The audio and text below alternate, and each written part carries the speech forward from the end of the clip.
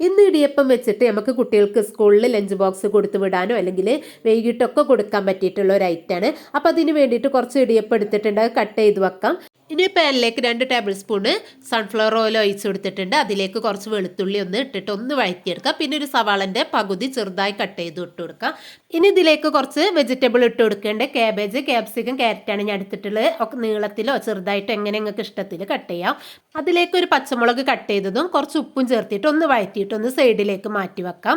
ഇനി ഒരു സൈഡിൽ 2 കോഴിമുട്ട ഉപ്പ് ചേർത്തിട്ട് ഒന്ന് ചിക്കി എടുക്കാം.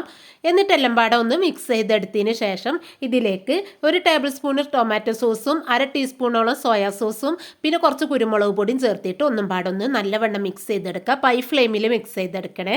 എന്നിട്ട് ഇതിലേക്ക് നേരത്തെ മാറ്റി വെച്ച ഇടിയപ്പം ഇട്ട് കൊടുക്കാം. പിന്നെ 1 ടീസ്പൂണോളം ഞാൻ വിനാഗിരിയും പാട് ചേർത്തിട്ടുണ്ട്. എന്നിട്ട് നല്ലവണ്ണം തന്നെ ഒന്ന് ഹൈ ഫ്ലെയിമിൽ മിക്സ് ചെയ്തെടുത്താൽ നമ്മൾ ഇടിയപ്പം കൊണ്ടുള്ള ഐറ്റം ഇവിടെ റെഡി ആയിട്ടുണ്ട്. എല്ലാവരും ഒന്ന് ഉണ്ടാക്കി നോക്കണേ.